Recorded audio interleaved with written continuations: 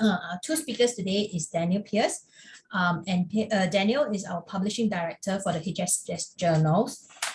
He's particularly focused on the impact of open research policy on the humanities and social sciences discipline. And he likes to navigate an open access transition that protects the integrity, character, and sustainability of this kind of research.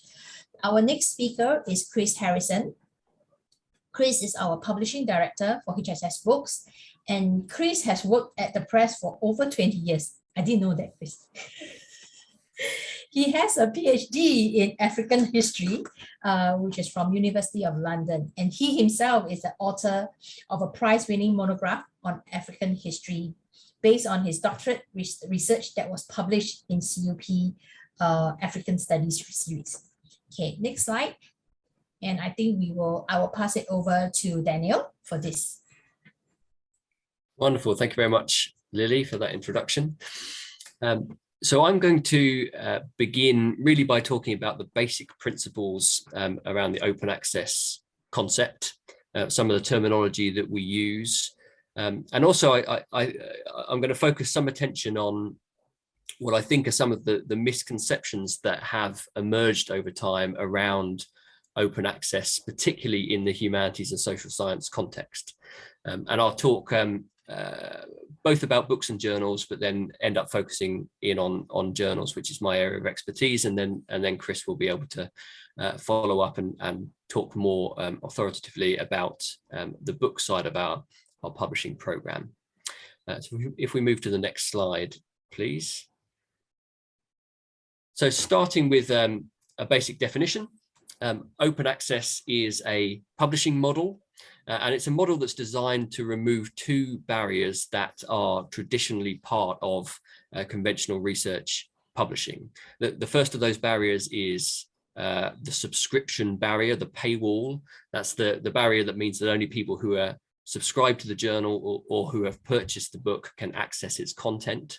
So open access articles or open access books are available online to the general public, everywhere, everybody, permanently.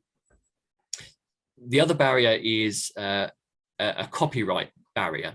So whilst authors of open access material continue to retain copyright in their work, they publish it under what's called a Creative Commons license, and that grants automatic permission to third parties, to the general public, to reuse, to redistribute, and in some cases to adapt that work for further research purposes, depending on which type of Creative Commons license you use.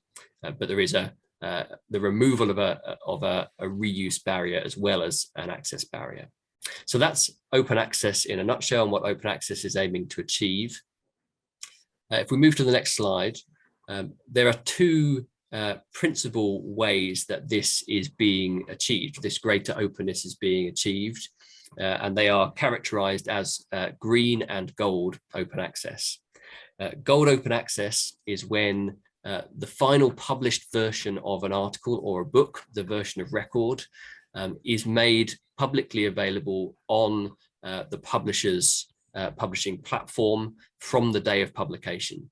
So it's a very comprehensive form of open access, immediate on the day of publication, and the final version of the content of the article or the book.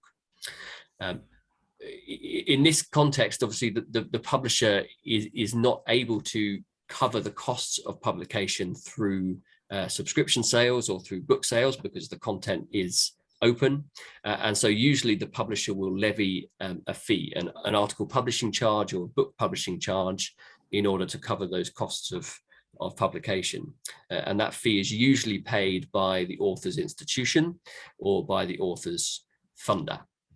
So that's gold open access. Green open access is quite different. The content, the article or the book is published in the traditional way by the publisher behind a subscription paywall. The book needs to be purchased in order to be accessed. But open access is achieved by the author depositing an early version of that research, a manuscript version of that research, in some sort of public repository, either an institutional repository or a subject repository. And that's the way that open access is achieved under Green. So in that case, the publisher can continue to sell the book, can continue to sell subscriptions to the journal, and therefore doesn't have to charge a fee for publication, an article publishing charge or a book publishing charge, so there is no fee under that model. But sometimes the publisher will apply some restrictions as to how that early research can be circulated in order to protect that revenue model. And so this is where the question of embargoes often come in. Publishers will often require authors to wait 6 months or 12 months or perhaps more before they can deposit that early version and make it open. So that's green and gold open access. If we move to the next slide, this is zooming in a little bit specifically into the journals world now. There are lots of different types of open access journal available, but the vast majority, the most common by far in the humanities and social sciences are hybrid journals we call hybrid.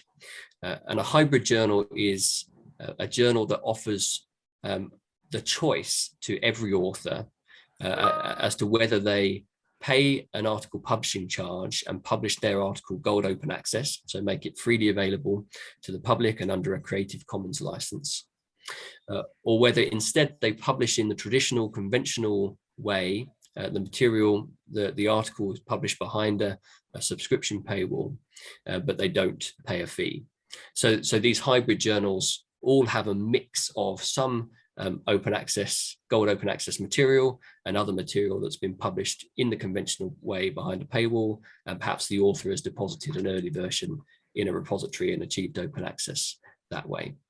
This is very common. It's been a very useful model in the humanities and social sciences because our journals in HSS publish a very broad range of authors who are working in very different contexts, some of whom have no interest in pursuing gold open access and don't have the funding to pay article publishing charges, and others who are funded by organizations that are enthusiastically driving open access and are requiring their authors to publish under a gold open access model and often providing funding to support that. We want to be able to publish both types of author and everybody in between, and the hybrid model allows us to do that. So most of our journals, almost all of the presses, humanities and social science journals, are hybrid. So if you publish in them, you will get that choice. There are, though, some fully open access journals emerging. There are a lot of fully open access journals in the science, technology, engineering and medicine space, and there are a few in the humanities and social sciences. It's much more difficult to make these journals work in the humanities and social sciences simply because of that mix of authors that I've described, and the fact that many authors don't have funding to publish in these journals. But we have been able to make a few fully open, and often we've been able to do that because we've received some sort of subsidy somewhere, or we've got some philanthropic support to help us support unfunded authors for publication in those journals. And we are hoping over time to move more of our hybrid journals to a fully open access model, because we want to be able to extend the benefits of open access to ultimately to every author that we publish. But at the moment, there are just 11 of them. And if we move to the next slide, I've got some covers here that show some of the fully open access journals that Cambridge University Press publishes in the humanities and social sciences. The development of open access has been long and complex, and the pace of change and really the impetus to change has been different in different regions, in different countries, and in different subject areas. And publishers have responded differently to it. Different publishers are responding in different ways. Different funders are acting in different ways, and different research institutions are responding in different ways. And so the landscape is very complex, and it's particularly complex for research authors to navigate. Particularly at the moment, we are in a state of transition as an industry, as a publishing industry, as a as a research ecosystem is in a state of fluid transition. So it's very complex. And in that context, it's very easy for a number of misconceptions that have a root in truth, but which are not necessarily useful to have emerged around open access in the humanities and social sciences. So I'm going to spend the rest of my time today talking through some of those and trying to address them. So if we move to the next slide.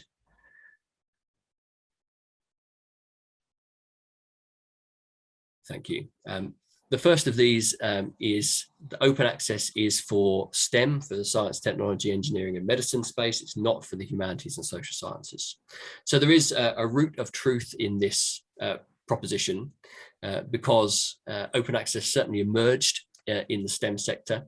And it's been much easier for open access to flourish in the STEM sector because the funding structures to support these kinds of models, whereby the author or their institution or their funder pays a publishing charge, already exist within STEM. The majority of authors have this kind of funding available to them.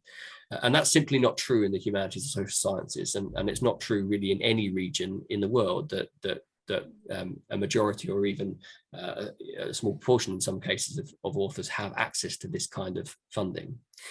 So it has been much more, it's been slower pace and it's been more difficult to see open access develop in the humanities and social sciences. But that doesn't mean that it isn't now rapidly developing. And we're seeing significant growth in OA in the humanities and social sciences. And the reason for that is because the funders that are driving this change are often as equally devoted to seeing open access delivered in the humanities and social sciences as they are in the STEM sector. The advantages, the academic impact advantages of open access are perceived to be the same in the humanities and social sciences as in STEM. And because publishers and research institutions and funders have been working together to try to develop funding structures that support open access in the humanities and social sciences. And we've been making some progress on that, which I'll be able to talk about later. But if we move to the next slide, just to give you a sense of the scale of open access publishing in HSS, this chart shows the research article publishing at Cambridge since 2017 and the proportion of that research article publishing that has been open access. And you can see that it's been growing over time to the extent now that in 2022, we've published about 4,000 research articles so far in the humanities and social sciences this year. And 40% of those have been published gold open access. So this is not just a sideline. This is not a small part of what we're doing. This is a significant part of our publishing operation now. It's growing all of the time. And we expect next year for open access to be over 50% of what we do in the humanities and social sciences within the journal side of our business. So it's significant, and it's certainly open access is not just for the STEM sector. Next slide, please. The second misconception or myth, there is no benefit to publishing open access for HSS for researchers. So we've been publishing open access in the humanities and social sciences for long enough now that we are beginning to see data emerging that shows the advantage that those open access articles are receiving relative to their non-OA counterparts in the same subject area. And that evidence is mounting each year, and it's becoming more and more convincing. If we move to the next slide, I put a chart in here that really is designed to show the extent to which the open access articles in each humanities and social science subject that we're working in are outperforming their non-OA counterparts. Can we move to the next slide to see this chart?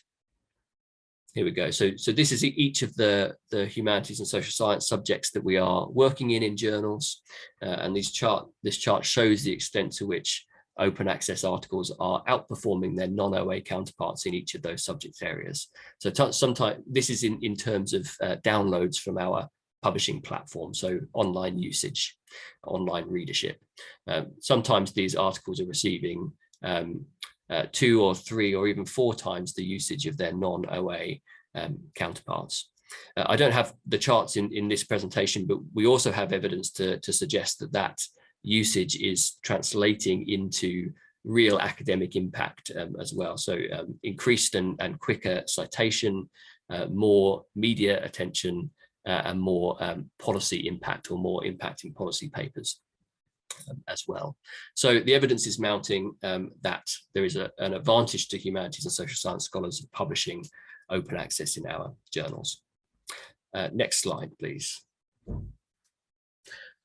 The third myth here, open access means low quality. There's certainly the root of truth in this, in the sense that any pay-to-publish model, under any pay-to-publish model, there is a risk that the publisher will be less interested in quality. They're incentivized to publish instead of to turn people away, and so the bar for quality, there's less incentive to maintain a high bar for quality. It's also true that there are a number of predatory publishers that have emerged in response to open access that exist really only to generate article publishing charges and have no interest in the editorial process or peer review or rejecting articles or generally the scholarly rigor of the material that they're publishing, and those publishers are ones to absolutely watch out for. But it's not universally true at all. If you publish with Cambridge University Press, you will receive the same editorial attention, the same editorial investment, the same peer review process, the same production and publication process, irrespective of whether you're publishing open access or in a more conventional, traditional way. In fact, in journals at least, the whole editorial process is blind to whether the article will ultimately be published open access or not. So we can guarantee to both readers and to authors that the quality of our open access publishing is equal to that of our non-open access, to our conventional, traditional publishing. Next slide, please.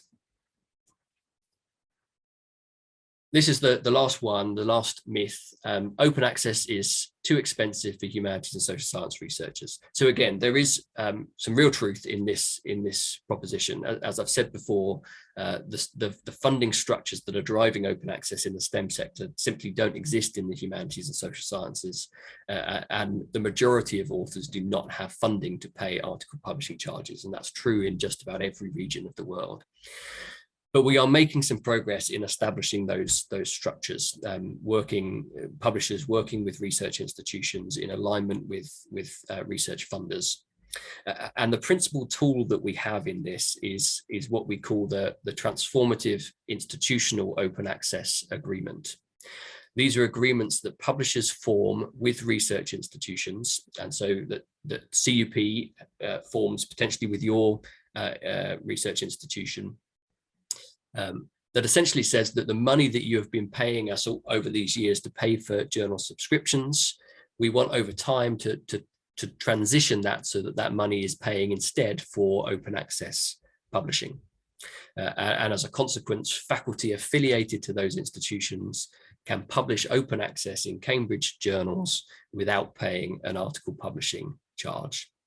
And we call these transformative agreements because they have had a really transformative effect on the number and the range of authors, particularly in the humanities and social sciences, that have access to open access publishing in our journals. It's the reason we've been able to go up to 40% open access in our journal publishing, and we're expecting it to continue to rise and for us to move up to 50% next year, mostly through these transformative agreements. The number of them is constantly changing, and so any presentation we give is always out of date. But I checked this morning, and we have roughly 2,700 institutions currently signed up with these agreements. So the faculty at those institutions can publish open access without paying an article publishing charge. 2,700 of them in 50 different countries around the world. If we move to the next slide, we have a map that shows the distribution of those agreements. So we have agreements in Japan and in South Korea and in China and in India, and the number of these deals is growing every day. So we are aiming in time and as quickly as we can to really have covered the vast majority of authors who are publishing in our journals through one of these agreements. And this is how we intend to move ultimately from the hybrid to the fully open access space. Next slide, and this is the final one from me. Looking at pathways to publication. As I've said, it's our ambition to try and extend this open access advantage to every author that we publish. So we're trying to establish models that allow us to do that. And agreements with institutions are the key way that we're achieving that.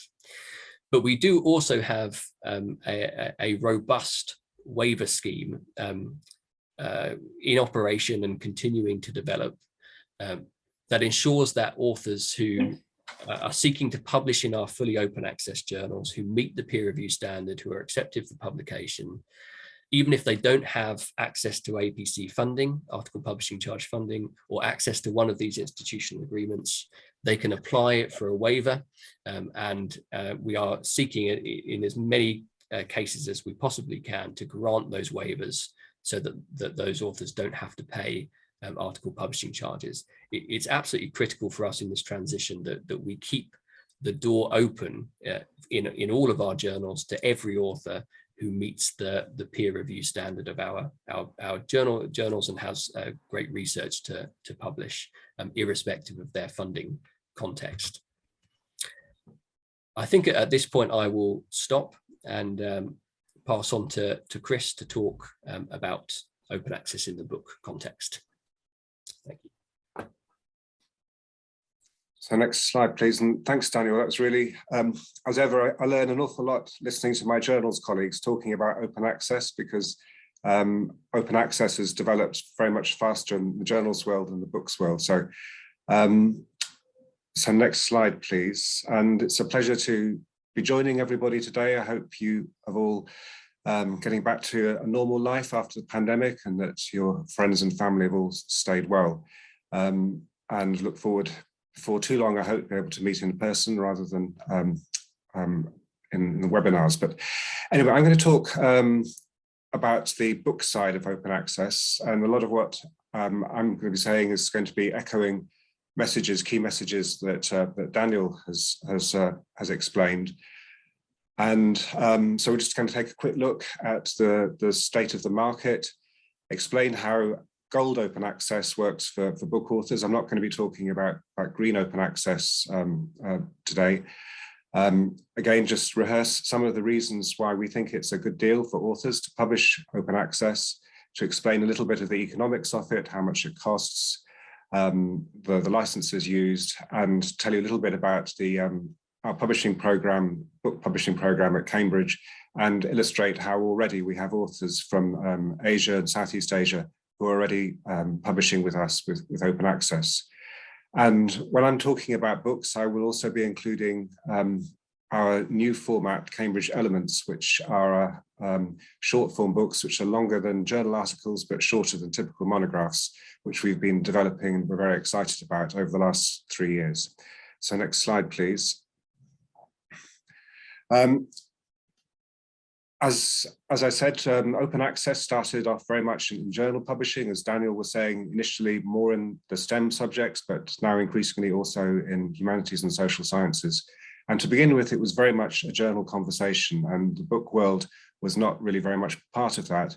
But we have been now engaging with it. People see that the advantages which Daniel has explained in the journals world also apply to books world, that the funders, the people who are funding the research that's published in books are as keen for those books to be made open access as they are for journals.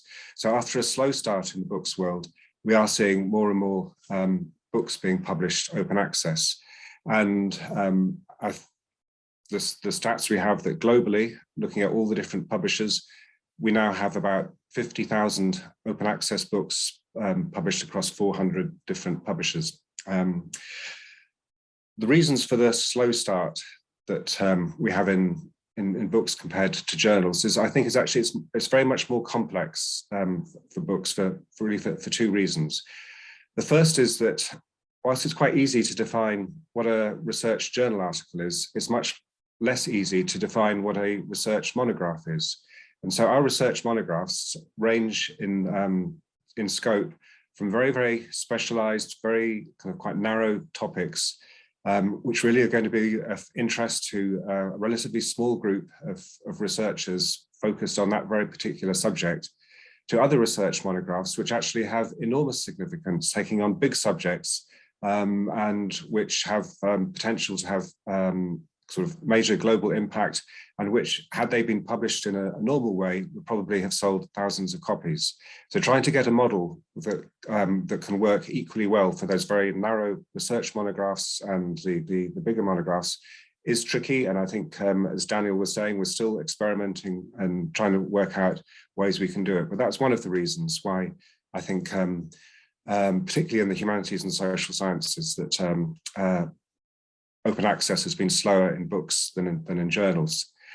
And then there is the basic question of money, and Daniel's been talking about that in his slides, and that obviously applies in the books world too, with the added problem that for us, the fees involved for publishing a book are significantly larger, significantly bigger than in journals, so that we have the same problems that researchers typically don't have access to those funds, but then if they do want to publish gold open access, it's going to cost a lot more.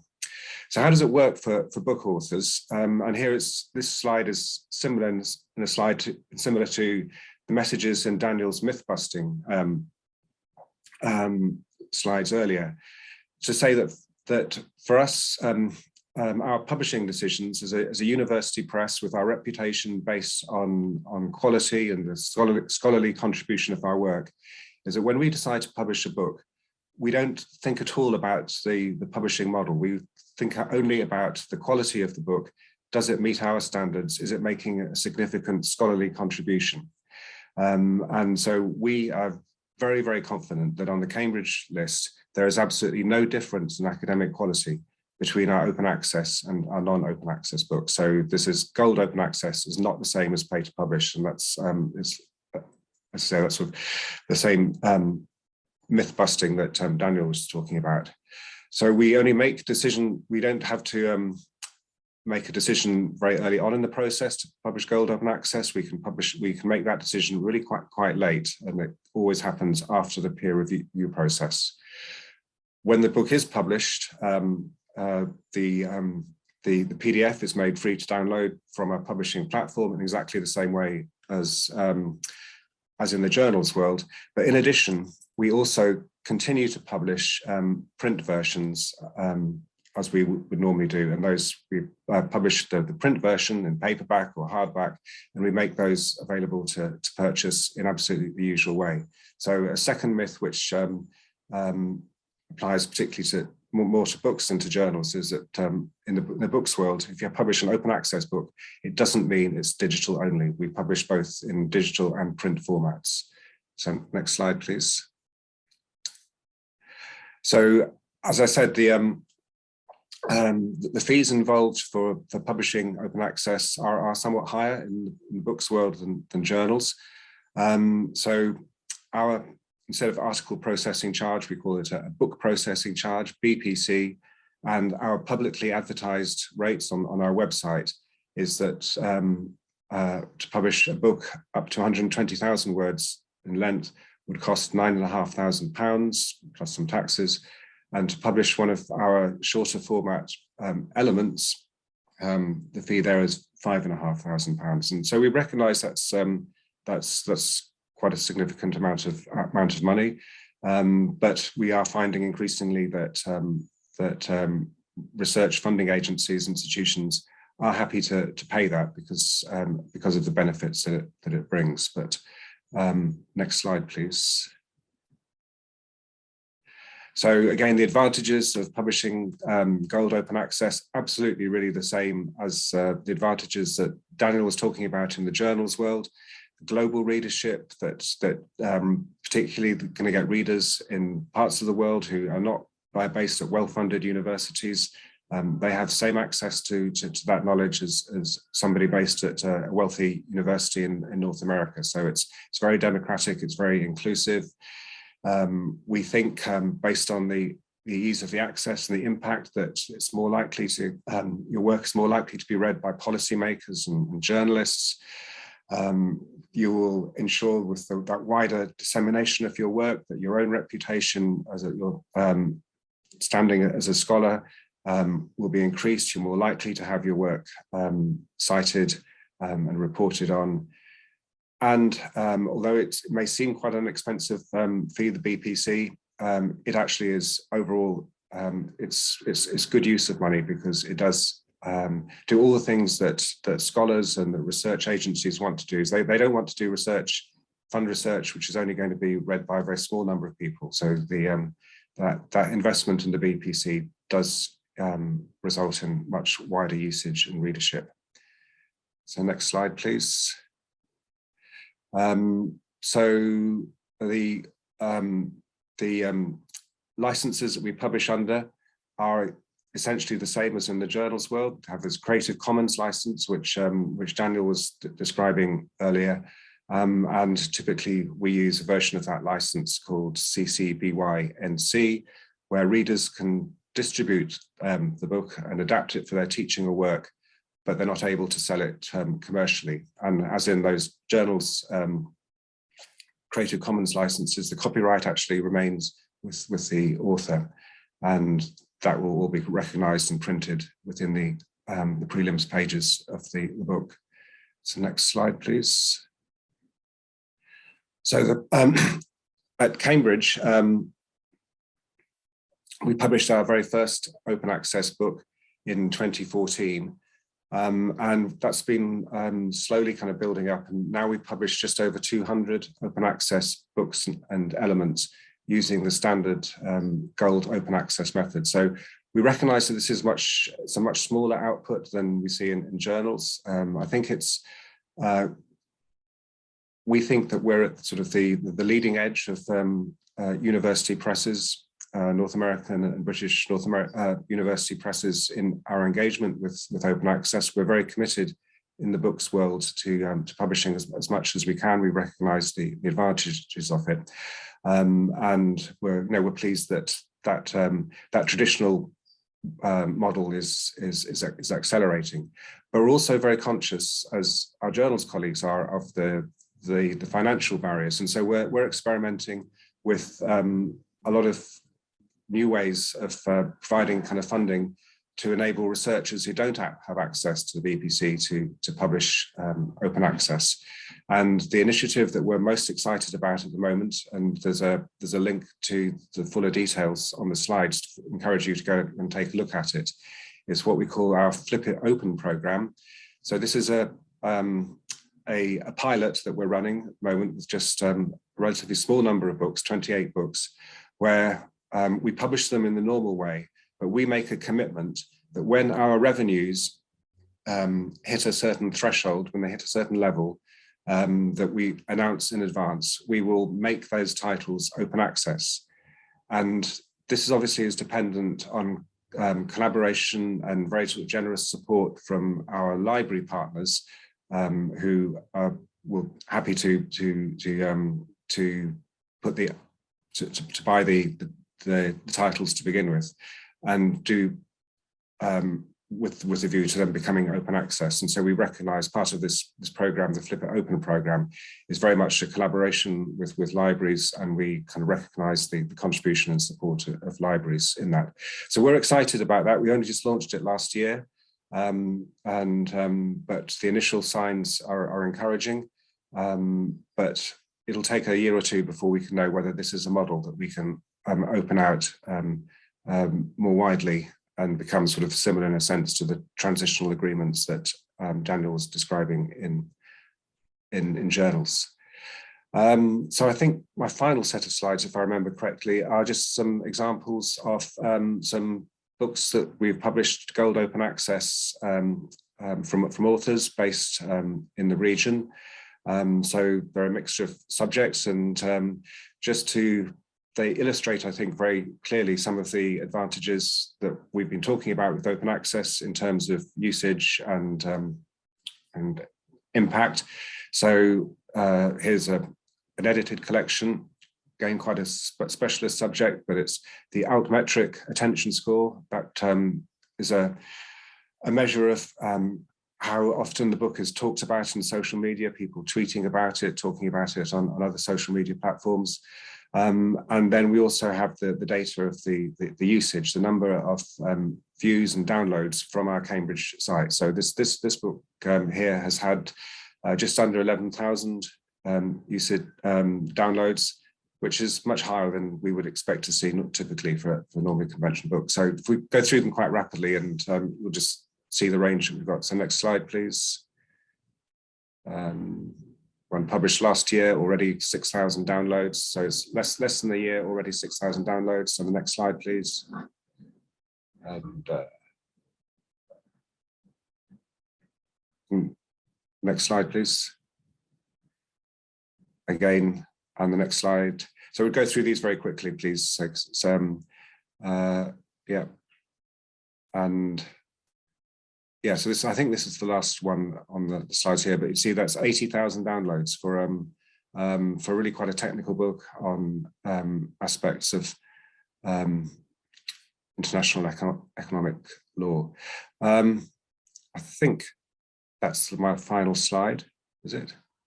Oh no, one more. So yes, I'm happy to say also that we're the Elements program is also a lot of open access elements being published, and our first author based in East Asia is publishing their element later this summer. Okay, I think that's everything that we have. So some links to some more information there. And at this stage, I think Daniel and I would be very happy to take questions, and I hope that that's been useful. And thank you, Lily and Esther, for arranging things, but we're happy to take questions.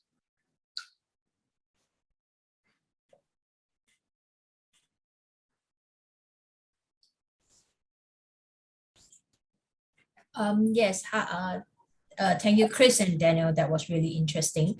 I also learned a lot, because every time I hear about open access, it's about STEM. This is the first time I'm hearing about HSS, seriously. Okay, to the floor, if you have any questions, please help to you can actually raise your hands, or you can actually type in your questions in the Q&A chat right now. Okay. A little bit more about the logistics is that the whole webinar will be recorded, and if you are a participant if you are registered for the event, a recording of this will be sent to you on via email after the event. Okay. Yeah. But I don't think we are going to make the slides available. But if any of your the participants wish to have a copy of the slides, then probably you need to drop us an email directly, and we will ask whether the speakers are allowed that we can provide the slides separately. Daniel, there is a question on the Q&A. This is for you. Yes, so there's a question here. Please explain more about discretionary waivers in journals. So the press has a standard discretionary waiver policy for all of our fully open access journals. So this doesn't apply to our hybrid journals. It applies only to our fully open access journals, whereby at the point of submission to that journal, if the author declares that they don't have funding and they don't have access to an institutional transformative agreement, they can apply for a waiver. And different journals have a slightly different approach to responding to those waivers, depending on what kind of subsidies and funding schemes they have in place to support unfunded authors. But certainly at the moment, in the majority of cases, we will grant that waiver if the author has explored all of their options for funding and simply doesn't have it. And it's really important to us that we maintain that. It's the reason that we haven't moved more of our humanities and social science journals to fully open access is because of the scale of people who would need those kind of waivers at the moment in order to make that work. But as I've said in the presentation, we've been able to move a small number to fully open access because we've been able to fund that waiver scheme. So you shouldn't feel any concern about submitting to those fully open access journals, irrespective of your funding context, because if you don't have funding, that discretionary waiver program will come to your aid.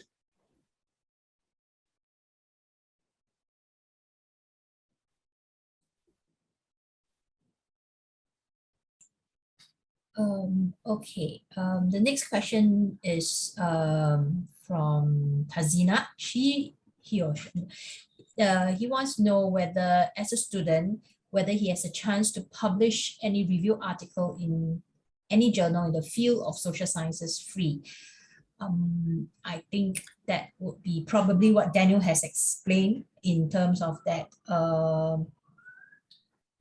the discretionary waivers. And if, Taznia, you are affiliated with any institution who is under what we call a transformative agreement, then most of the time it will be offered for you free, but it really depends whether the institution that you are based in, does it, the library, does it sign an institution, a transformative agreement with Cambridge University Press right now. And as Daniel has also mentioned earlier in his presentation, there are close to 2,700 institutions globally that has signed such an agreement with us, with Cambridge. Okay.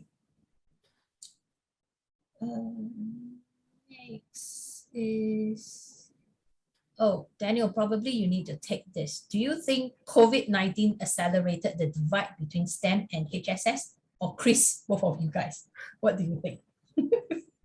Well, that's an interesting question, and I don't know whether you mean in the context of open access or just more broadly. So certainly, COVID-19 has, in the journal world, accelerated the transition towards open access, and that's because when COVID-19 hit, and it seemed obvious to everybody that research into COVID-19, that there was a public benefit for that research to be publicly available from the day of publication and to be open instead of hidden behind subscription paywalls, and publishers assented to that, and the majority of publishers made all of that research freely available, as did Cambridge University Press. And so that model has demonstrated the value of open access that has then translated into further drives for open access across all disciplines. But I think that does apply to the humanities and social sciences as much to STEM, that increased impetus. So in my view, it hasn't particularly increased the divide, but it has accelerated the transition to open access in both fields. Yeah, I think in the book side of things, I think actually almost the reverse, that COVID-19 has made HSS run faster with open access, partly for the reasons that Daniel was talking about, the public interest, but also because it demonstrated the importance of making content available digitally. And traditionally, I think humanities and social sciences community have slightly kind of favored print over digital, been slightly suspicious of digital, but we've seen during the pandemic the big advantages of publishing in digital, so that we saw in the Cambridge books world that our revenues, which traditionally were majority print, have now become majority digital in our research publishing.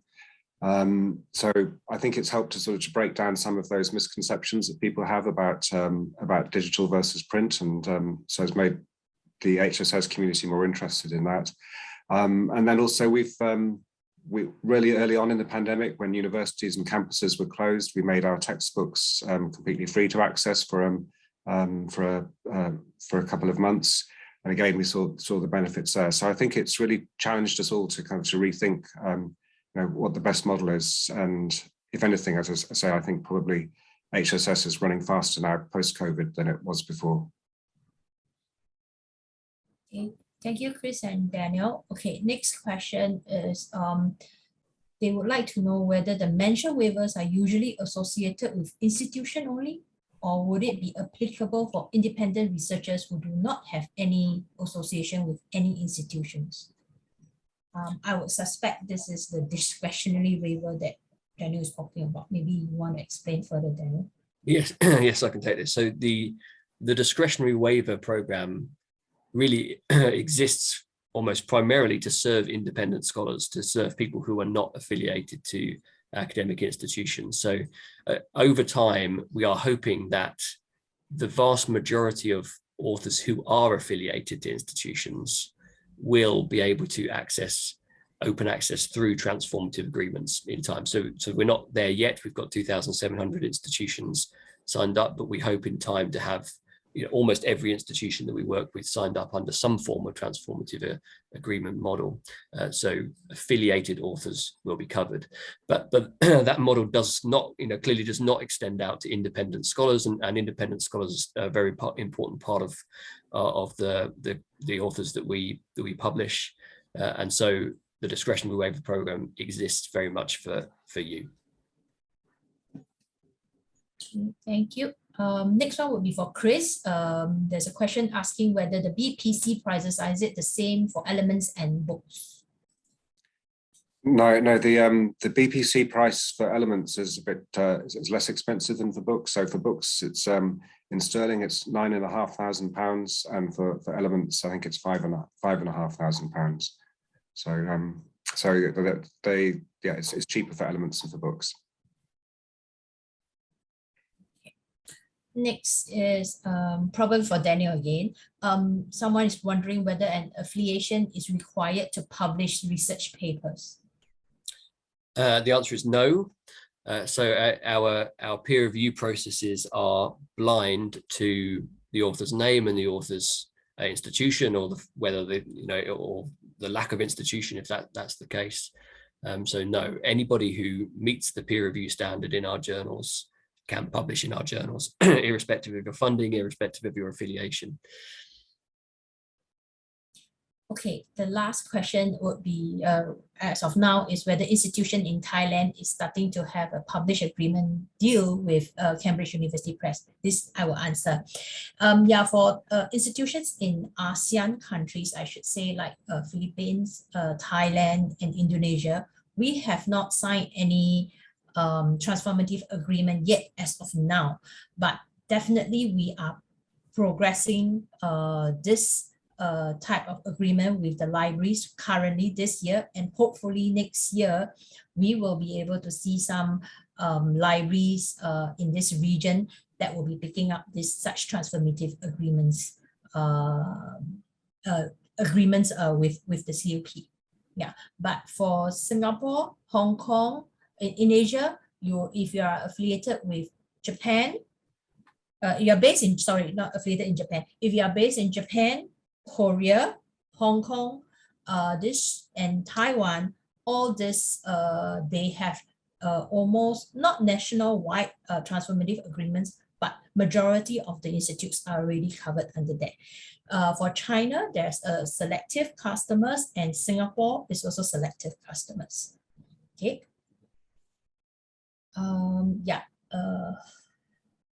Okay. I don't see any more further questions. Is there anything else? If not, let's move on to the next slide.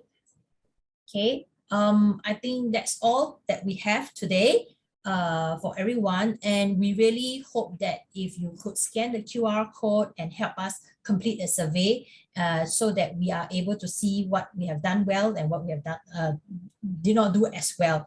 Or you can also include like other further topics that you would like Cambridge to bring such webinars or even on-site physical sessions for you to see. Okay, I'll give it a minute for everyone to take out your phone and to scan it as well. Yeah, and then next slide. In the cases where if you are looking to, these are the ways and means that you can contact us from the social media and as well as email. Okay. And I think with that, I will end it. And thank you very much for your attendance. And thank you, Chris and Daniel, for waking up early to do this. Thank you. Thank you.